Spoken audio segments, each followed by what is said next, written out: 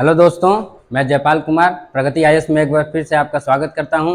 जैसा कि हम लोग बिहार बीपीएससी शिक्षक नियुक्ति के तहत यह सीरीज चला रहे हैं, जिसमें हम लोग साइंस पढ़ रहे हैं। और साइंस में पिछले लेक्चरों में प्रकाश के 2 गुणों के बारे में आपको बता चुका हूं, अध्ययन कर चुके हैं हम लोग, जिसमें कि प्रकाश का परिवर्तन और प्रकाश का अपवर्तन के बारे में हम लोग अध्ययन कर चुके हैं। इस लेक्चर में हम जो है मानव नेत्र और प्रकाश के कुछ और जो गुण हैं उनके बारे में अध्ययन करेंगे। तो चलिए आज का क्लास शुरू करते हैं। हम जो है मानव नेत्र के बारे में आज अध्ययन करने वाले हैं। मानव नेत्र वैसे तो ये बायोलॉजी के पाठ्यक्रम में हो सकता है, लेकिन इसे हम लोग फिजिक्स में पढ़ते हैं, क्योंकि इसका एक गुण है जो फिजिक्स से रिलेटेड है, उसके तहत यहाँ पे हम लोग अध्ययन करेंगे। मानव नेत्र जो है हमारे 5 संवेदी अंगों में से एक है, जो कि प्रकाश का संवेदन रखता है। इसमें जो है इसके स्ट्रक्चर की बात करते हैं तो यह गोलाकार होता है।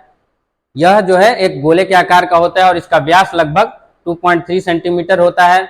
और इसको अगर हम साइड व्यू से देखने की कोशिश करें तो कुछ इस तरह का स्ट्रक्चर बनेगा, जिसमें कि जो उभरा हुआ निकला हुआ भाग होता है ये कहलाता है आपका कॉर्निया। और हमारे आंखों का कॉर्निया ये एक ऐसा भाग है जो पारदर्शी भाग होता है और जिसमें से प्रकाश जो है हमारी आंखों में प्रवेश करता है। इसके अलावा जो उजला जो भाग होता है, जो आप देखते हैं आंख में उजला भाग, वो जो है स्क्लेरा कहलाता है और ये 3 लेयर का होता है। ये जो है उजला वाला जो भाग होता है स्क्लेरा होता है और ये 3 लेयर का होता है। सबसे ऊपरी लेयर को हम स्क्लेरा कहते हैं, जो कि अपारदर्शी होता है। इसमें से प्रकाश की किरणें अंदर नहीं जा सकती हैं और यह हमारी आंखों को सुरक्षा प्रदान करता है। इसका सबसे बड़ा कार्य है कि ये आंखों को सुरक्षा भी प्रदान करता है। इनर जो इसके नीचे वाला जो सेकंड पार्ट है, सेकंड जो लेयर है, उसको हम इनर स्क्लेरा या कोरॉइड कहते हैं। सवाल यहाँ से पूछा जा चुका है कि पहले तो कि जो स्क्लेरा का जो निचली परत है उसको क्या कहते हैं, उसको हम कोरॉइड के नाम से जानते हैं। और तीसरा जो परत होता है इसका सबसे नीचे वाला, उसको हम रेटिना कहते हैं, जिसको हिंदी में दृष्टिपटल भी बोलते हैं, जिसपे कि प्रकाश हमारी आंखों में जो गुजरती है वस्तु का प्रतिबिंब यहीं पे बनता है, इमेज फॉर्मेशन यहीं पे होता है। अब देखते हैं यहाँ पे ये कॉर्निया है। कॉर्निया से ही प्रकाश का एंट्री हमारे आंख में होती है। और अधिकांश अपवर्तन, क्योंकि हम पिछले चैप्टर में अपवर्तन पढ़ चुके हैं, आपको पता है अपवर्तन, अधिकांश अपवर्तन प्रकाश का जो है हमारी आंखों से ही होता है। ये अब देखते हैं कि दुनिया जो है बहुत ही खूबसूरत है और ये बिना आंखों के हम नहीं देख सकते हैं। तो ये जो है अपवर्तन यहीं से अधिकांश हमारे प्रकाश का होता है। ये एक कैमरे की तरह ही है। आंख जो है एक कैमरे की तरह है। जैसे हम फोटो खींचते हैं, उसमें जो भी स्ट्रक्चर, कैमरे का निर्माण ही आंख के आधार पर किया गया है।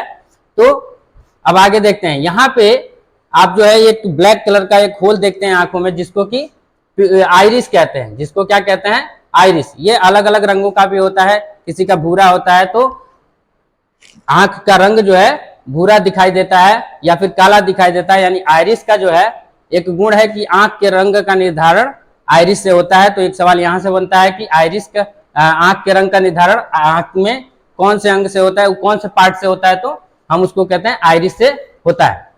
आइरिस का एक और काम है कि ये यहाँ पे बीच में जो इसको हम यहाँ पे ये 2D की तरह दिख रहा है, यहाँ पे हम देखने का कोशिश करते हैं कि ये जो है आइरिस इस तरीके का होता है, गोला, और उसके बीच में एक छेद होता है। उसके बीच में एक छेद होता है, होल होता है, जिसे हम प्यूपिल कहते हैं। जिसे हम प्यूपिल कहते हैं। प्रकाश यहीं से एंट्री करता है। प्रकाश यहीं से एंट्री करता है। आप देखते हैं कि कभी हम बहुत तेज धूप में से अचानक से कमरे में, अंधेरे कमरे में आते हैं तो हमें कुछ भी दिखाई नहीं देता है। और जब हम जैसे सिनेमा हॉल में अक्सर होता है कि हम जाते हैं बाहर से तो वहां कुछ नहीं दिखाई देता, लेकिन 2-3 सेकंड के बाद हमें दिखाई देने लगता है। या फिर जब हम अंधेरे कमरे से बाहर प्रकाश की तरफ आते हैं तो हमें आंखों में जलन होती है, अचानक से चुभने लगता है, तो हम थोड़ा सा आंख को अपने बंद करते हैं। उसके बाद 2-3 सेकंड के बाद वो ठीक हो जाता है। वो इसलिए होता है कि ये जो आइरिस है ये इस प्यूपिल के आकार को कंट्रोल करता है और ये कम या ज्यादा होता है। ये क्यों होता है? क्योंकि जहां प्रकाश की मात्रा कम है वहां इसका जो आकार है वो बड़ा हो जाता है, ताकि अधिक से अधिक जो प्रकाश है वो जा सके आंखों में और इमेज फॉर्मेशन अच्छे से हो सके। ठीक है। और जब हम बाहर से अंदर जाते हैं तो ये बड़े आकार का होता है, इसमें बहुत सारा प्रकाश गया होता है। तो अंधेरे कमरे में जब हम जाते हैं तो कम प्रकाश वहां होता है, तो अधिक प्रकाश के लिए वो चौड़ा होते लगता है, तो कुछ समय होता है, 2-3 सेकंड का समय लगता है जिसमें कि ये होता है। तो आइरिस का जो आपका काम है वो एक तो है आंख के रंग का निर्धारण करना, उसके अलावा प्यूपिल के आकार को एडजस्ट करना ताकि प्रकाश की उतनी ही मात्रा हमारी आंखों में जा सके, जिससे कि अच्छे से हमारी आंखों में इरिटेशन ना हो, ना दर्द हो, ना जलन हो, कुछ ऐसा ना हो सके। उसके बाद जब हम अंदर बढ़ते हैं तो यहाँ पे इस भाग में यहाँ पे एक सिलियरी मसल्स कहलाती हैं, ये मांसपेशियां हैं, और इससे लगा हुआ लेंस होता है। हमारी आंखों में जो है वो कॉन्वेक्स लेंस होता है, ठीक है। हमारी आंखों में अवतल दर्पण नहीं, सॉरी अवतल जो है लेंस वो नहीं होता है, उत्तल लेंस होता है, ठीक है। यहाँ पे ये सिलियरी मसल्स जो है इस लेंस को एडजस्ट करती हैं, इसके फोकल दूरी को एडजस्ट करती हैं, ताकि क्योंकि लेंस में इमेज जो फॉर्मेशन होता है वो वस्तुओं के जगह निर्धारण से होता है, कहीं 2f पे है, f पे है, इस पे है, तो उसके अलावा जो यहाँ पे तो हम अपनी आंख में इसको हम हटा नहीं सकते, लेंस को एडजस्ट नहीं कर सकते हैं। हम क्या कर सकते हैं, वस्तुएं बहुत दूर होती हैं, नजदीक होती हैं, पास होती हैं, तो इसलिए ये सिलियरी मसल्स ही इस लेंस को क्या करती हैं, एडजस्ट करती हैं, इसकी फोकल दूरी को, इसको मोटा बनाती हैं, जहां पे उसका कर्वेचर ज्यादा चाहिए होता है, जहां पे उसका कर्वेचर कम चाहिए होता है, उस तरह से एडजस्ट करते हैं। तो सिलियरी मसल्स का काम है कि जो लेंस के फोकल लेंस को एडजस्ट करना उसका मेन उद्देश्य होता है। और लेंस किससे बना होता है, एक पारदर्शी मांसपेशियों से बना होता है लेंस, हमारा मांसपेशी का ही बना होता है, इसमें कोई शीशे का लेंस नहीं लगा होता है, मांसपेशी का ही बना होता है, पारदर्शी होता है, ठीक है। और यहाँ पे इस लेंस और कॉर्निया के बीच में एक द्रव पाया जाता है जिसको हम एक्वस ह्यूमस कहते हैं, एक्वस ह्यूमर कहते हैं, जलीय द्रव कहते हैं, जो कि हमारे आंखों को नमी प्रदान रखता है लेंस को, क्योंकि लेंस अगर सूख गया तो ये एकोमोडेशन पावर जो है, मतलब कि ये एडजस्ट नहीं कर पाएगा सिलियरी मसल्स, इसके लिए उसको उस जल की आवश्यकता होती है। तो यहाँ पे एक एक्वस ह्यूमस होता है जिसका जलीय द्रव ये आंख को, यानी कि वो जो लेंस है उसको सूखने से बचाता है। अब इसके अंदर जो है एक और जो द्रव होता है जिसको विट्रियस ह्यूमस कहते हैं, और काचाव द्रव हिंदी में कहा जाता है। इसका काम है कि ये प्रेशर मेंटेन रखता है आंख में, जो है आंख को सूखने से बचाता ही बचाता है, उसके अलावा ये प्रेशर मेंटेन रखता है। अगर ये प्रेशर ज्यादा हो गया तब भी ये जो नसें हैं, यहाँ पे जो ये नसें हैं जो दिमाग में ले जाती हैं सिग्नल को, ये कोऑर्डिनेशन अच्छे से नहीं कर पाएंगी, या फिर अगर इनका जो प्रेशर है कम हो गया तो भी दिक्कत है। इसलिए ये यहाँ पे एक विट्रियस ह्यूमस पाया जाता है, काचाव द्रव, जिसका काम है आंख को सूखने से बचाना और प्रेशर मेंटेन रखना। ऑप्टिकल नर्व्स जो है, यहाँ पे जो रेटिना है यहाँ पे इमेज फॉर्मेशन हो जाएगा, और इमेज फॉर्मेशन जो है इन ऑप्टिकल नर्व्स के माध्यम से हमारे ब्रेन तक जाएंगे, और ब्रेन हमें बताएगा कि हमारी आंखों में या फिर हम किस चीज को जो देखते हैं वो सब हमारा ब्रेन हमें इंडिकेट करता है। तो इस तरीके से ये सब आंख के भाग हैं और उनका जो कार्य है वो मैंने बता दिया। इन कार्यों से जो है सवाल पूछा जाता है, इसलिए इसको ध्यान रखिएगा। अब इसका एक और पावर है आंख का एकोमोडेशन पावर। एकोमोडेशन पावर किसको कहते हैं कि आंख का ये सिलियरी मसल जो मैं बता रहा हूं कि ये फोकस, इसके फोकल लेंथ को घटा रही है, बढ़ा रही है, तो एकोमोडेशन पावर कहते हैं इसको। हिंदी में समंजन शक्ति बोलते हैं। समंजन शक्ति ये क्या होता है, तो ये होता है कि कितनी कम से कम कितनी दूरी पर वस्तु को रखें कि हमारा आंख उसका इमेज अच्छे से बना सके, कोई दिक्कत ना हो, इरिटेशन ना हो, और कितनी दूर की वस्तु को हम देख पा रहे हैं, ठीक है। तो यहाँ पे एकोमोडेशन पावर जो वयस्क मनुष्य का, जो वयस्क मनुष्य होते हैं हमारा जो एकोमोडेशन पावर होगा वो 25 सेंटीमीटर टू इन्फिनिटी, यानी कि 25 सेंटीमीटर से नीचे की 25 सेंटीमीटर से नजदीक की वस्तु पे अगर हम कोई भी चीज रखते हैं तो हमारे आंखों में इमेज तो बनेगा, लेकिन वो इरिटेशन पैदा करेगा, आसानी से नहीं बनेगा। और इन्फिनिटी पे, अनंत की वस्तु को हम आसानी से देख सकते हैं। तो वयस्क मनुष्य का जो समंजन शक्ति होती है आंख की, वो 25 सेंटीमीटर से इन्फिनिटी के बीच होती है। अब यहां से महत्वपूर्ण जो है दृष्टि दोष पढ़ना है हमें। तो आंख में तो इतनी सारी चीजें हैं, तो कोई भी उसका जो पार्ट है क्षतिग्रस्त हो गया तो हमें दिक्कत होगी देखने में, ठीक है। लेकिन हम इस चैप्टर में प्रकाश के तहत जो पढ़ने वाले हैं वो है दृष्टि के 3 सामान्य अपवर्तन दोष जो होते हैं।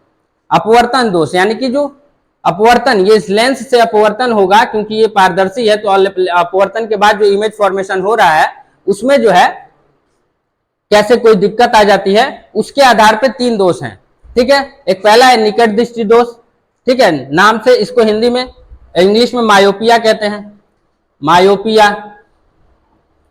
तो इसमें क्या होता है कि निकट दृष्टि दोष में निकट की वस्तु आसानी से दिखाई देती है और दूर की वस्तु हमें अच्छे से दिखाई नहीं देती है। इसे हम निकट दृष्टि दोष कहते हैं। नाम से भ्रमित मत हो जाएगा। निकट दृष्टि दोष में निकट की वस्तु आसानी से दिखाई देती है, दूर की वस्तु हमें दिखाई नहीं देती है। तो उसके लिए क्या है, अवतल लेंस का चश्मा लगाना पड़ता है, जिसके वजह से है हमारा जो इमेज है वो रेटिना पे आसानी से बन जाता है। इसमें क्या होता है कि इसका कर्वेचर ज्यादा हो जाता है लेंस का, और ये जो है पहले ही रेटिना से पहले ही इमेज फॉर्मेशन हो जाता है, जिसकी वजह से हमें, और अगर रेटिना के अलग एक चीज याद रखिए, रेटिना के अलावा कहीं भी इस आंख में इमेज का फॉर्मेशन होगा, प्रतिबिंब बनेगा, तो हमें वो दिखाई बिल्कुल नहीं देगा।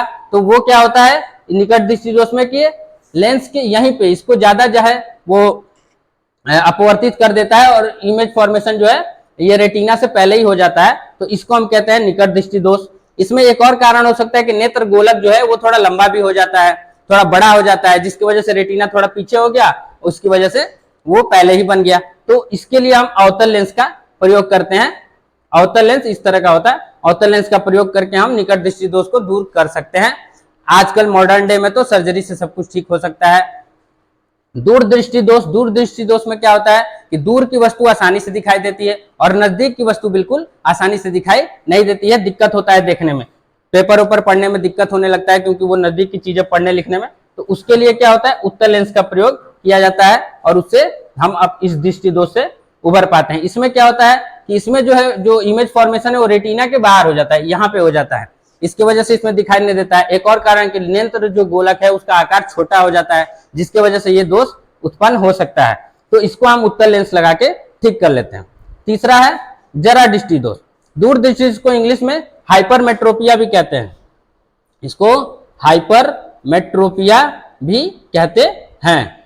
यह भी नाम याद रखिएगा, क्योंकि एज इट इज लिखा आ जाता है, यहाँ पे निकट दृष्टि दूर दृष्टि दोष नहीं लिखा आएगा। जरा दृष्टि दोष क्या होता है, इसको प्रेस बायोपिया कहते हैं इंग्लिश में, प्रेस बायोपिया। ठीक है, इसमें क्या होता है कि जो आदमी बुजुर्ग हो जाते हैं, बुजुर्ग व्यक्ति हो जाते हैं, उनका जो सिलियरी मसल्स है वो अच्छे से काम नहीं करता है, उनका जो सिलियरी मसल्स है वो अच्छे से काम नहीं करता है, जिसकी वजह से उनको दूर की भी वस्तु अच्छे से दिखाई नहीं देती है और नजदीक की भी वस्तु अच्छे से दिखाई नहीं देती है। तो उसके लिए क्या लगाते हैं, बाईफोकल लेंस। क्या लगाते हैं, बाईफोकल लेंस लगाते हैं, यानी कि उनको चश्मा जो लगता है वो बाईफोकल लेंस का लगता है, जिसमें द्विफोकसी लेंस, इसमें दो भाग होता है। इस चश्मे में दो भाग होता है। ऊपरी जो भाग है वो अवतल लेंस का होता है, यानी कि उससे दूर की वस्तु अच्छे से दिखाई दे जाए, और निचला जो भाग होता है उसमें उत्तल लेंस होता है, जिससे कि नीचे नजदीक की वस्तु आसानी से दिखाई दे जाए। तो ये बाईफोकल लेंस का प्रयोग करके जरा दृष्टि दोष हो जाता है। आपने और भी नाम सुना होगा, कैटरैक्ट करके एक बीमारी होती है आंख की, कैटरैक्ट, जिसको कि मोतिया बिंद कहते हैं, मोतिया बिंद कहते हैं। तो ये जो बीमारी है वो अपवर्तन दोष नहीं है। वो क्या होता है कि लेंस, ये जो लेंस है मैंने बोला, इस पे चर्बी चढ़ जाती है, या फिर इस पे धुंधलापन, इस पे मांसपेशियां आ जाती हैं, जिसकी वजह से धुंधला दिखाई देना लगता है। तो इसको सर्जरी से ठीक किया जा सकता है। तो ये जो लेंस पे जो मांसपेशियां चढ़ जाती हैं, यानी कि धुंधला जो दिखाई देने लगता है, उसी को मोतियाबिंद कहते हैं। इसका ऑपरेशन करके आसानी से इससे निजात पाया जा सकता है। तो ये था आंख का प्रोसेस, वर्किंग, और इससे संबंधित जो बीमारियां हैं, रोग हैं और दोष हैं, और उसका जो है हम निवारण किस तरीके से कर सकते हैं। अब प्रकाश के गुणों में दो गुण और है प्रकाश का जो आपको अध्ययन करना है, और वो है प्रकाश का एक विक्षेपण और एक है प्रकाश का प्रकीर्णन। तो आसानी से समझ लेते हैं प्रकाश का विक्षेपण क्या होता है। प्रकाश का विक्षेपण श्वेत प्रकाश का, हमारा जो सूरज से जो प्रकाश आता है वो श्वेत प्रकाश होता है, और उसका अपने अवयवी वर्णों में विभाजन हो जाना ही क्या कहलाता है, विक्षेपण कहलाता है। इसका सर्वप्रथम प्रयोग जो है न्यूटन भाई साहब ने किया था। न्यूटन साहब ने किया था, जो फिजिक्स के जनक हैं, और उन्होंने एक प्रिज्म का प्रयोग किया था। प्रिज्म क्या है, एक कांच की वस्तु है, एक कांच की संरचना है, जिसमें कि इसके दो फलक जो है ट्रायंगुलर होते हैं। ये यहाँ से देखने में 2D लग रहा है, एक्चुअल में 3D फिगर होता है, जिसमें कि ये 3 डायमेंशनल होता है, जिसमें कि इसका दो फलक है वो ट्रायंगुलर शेप का होता है, और उसका जो 3 फलक होता है वो रेक्टेंगुलर यानी कि आयताकार शेप का होता है, जिससे अगर श्वेत प्रकाश गुजारा जाए, मार्केट में मिल सकता है, आप आके इसका प्रयोग कर सकते हैं। श्वेत प्रकाश अगर इसमें से गुजारा जाए तो श्वेत प्रकाश जो है अगले यहाँ एक पर्दा लगा दिया जाता है, और जो श्वेत प्रकाश है वो 7 अलग अलग रंगों में विभाजित हो जाता है। ठीक है, तो इसी को जो है इसी को स्पेक्ट्रम कहा गया और ये प्रयोग सबसे पहले न्यूटन सर ने किया था। और यहाँ पे आपको याद रखना है कि ये सातों रंग कौन कौन है, red, orange, yellow, green, blue, Indigo और वॉयलेट, और इसका शॉर्ट फॉर्म होता है विबग्योर। इस तरीके से आप इसको याद कर सकते हैं और ये इसी सीक्वेंस में आपको याद रखना है क्योंकि इसी सीक्वेंस में सवाल बनता है। प्रकृति में जो है इसका एक उदाहरण है इंद्रधनुष का बनना। जब बारिश की बूंदें जब होती हैं, गोल होती हैं बारिश की बूंदें, प्रकाश की किरण इसमें पड़ती है तो यहाँ पे आके अपवर्तन भी होता है। इसमें 3 प्रक्रियाएं होती हैं, अपवर्तन होता है, विक्षेपण होता है और पूर्ण आंतरिक परावर्तन होता है। इन तीनों प्रक्रियाओं के तहत जो है हमें 7 रंगों में, आसमान में 7 रंग दिखाई देते हैं। ये हमेशा याद रखिएगा, इंद्रधनुष सूर्य के विपरीत दिशा में बनेगा, ये सूर्य के विपरीत दिशा में बनेगा। इस पे सवाल पूछा जा चुका है कि इंद्रधनुष हमेशा किधर बनता है, तो सूर्य के विपरीत दिशा में ही बनेगा। सूर्य जिधर रहेगा उसके विपरीत दिशा में इंद्रधनुष बनता है। अब आते हैं प्रकाश का प्रकीर्णन।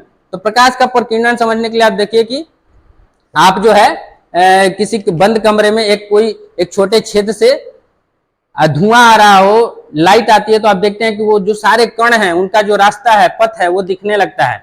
इसी को है प्रकाश का प्रकीर्णन कहते हैं। यानी कि वायु में सूक्ष्म कण है, वायु बहुत सारे सूक्ष्म कणों से मिलकर बना है, जलवाष्प है, धूल कण है, गैसें हैं, तो इन सूक्ष्म कणों के द्वारा प्रकाश के मार्ग को दृश्य बना देना प्रकाश का प्रकीर्णन कहलाता है। टिंडल इफेक्ट जब हम लोग पढ़ेंगे तो इसको अच्छे से समझ पाएंगे।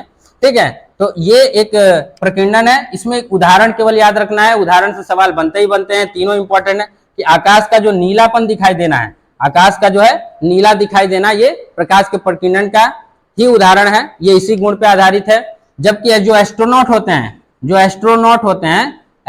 होते हैं यानी कि जो अंतरिक्ष यात्री होते हैं, उनको अंतरिक्ष जो है काला दिखाई देता है, आसमान हमें नीला इसलिए दिखाई देता है कि पृथ्वी पर वायुमंडल मौजूद है और वायुमंडल के में प्रकाश का प्रकीर्णन हो जाता है, जिसकी वजह से हमें आकाश जो है नीला दिखाई देता है। लेकिन अंतरिक्ष में आकाश काला दिखाई देता है क्योंकि वहां पे कुछ नहीं है, हवा भी नहीं है, वैक्यूम है। और सूर्योदय और सूर्यास्त के समय जो है सूर्य जो है रक्ताभ यानी कि एकदम रेड एकदम दिखाई देता है, जबकि बाकी समय रेड दिखाई नहीं देता है। तो ये था आपका आज का लेक्चर, जिसमें कि आपने अब ये लेक्चर जो है प्रकाश से संबंधित जितने भी चैप्टर थे, परावर्तन, अपवर्तन, मानव नेत्र, उससे संबंधित रोग, ये सब पूरा हो चुका है। वीडियो जो है अगर आपको पसंद आया हो, ये लेक्चर अच्छे से समझ में आए तो लाइक करें, कमेंट करें, सब्सक्राइब करें, ज्यादा से ज्यादा शेयर करें, ताकि जो हमारी जो कतिपयबद्धता है आपको ये कोर्स पूरा करवाने का, उसमें हम लोग आपकी मदद कर सकें। धन्यवाद।